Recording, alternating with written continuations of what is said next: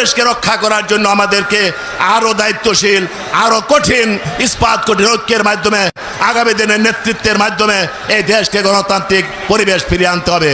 আমি একটি আহ্বান জানিয়ে শেষ করব। এই যে সরকার গঠিত হয়েছে, এটি সকলের আন্দোলন সংগ্রামের ফসল। এটা যেমন সত্য, ঠিক বিএনপির অবদান এইখানে খাটু করে অনেকে দেখার চেষ্টা করেন, সেই দিকে কোনো কর্ণপাত আপনারা করবেন না।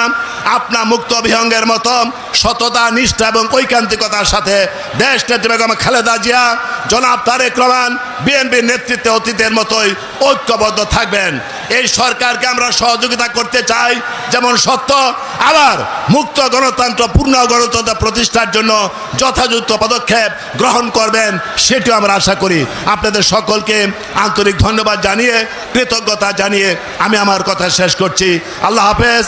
বাংলাদেশ জিন্দাবাদ, জাতীয়তাবাদী দল জিন্দাবাদ, দেশ নেত্রী বেগম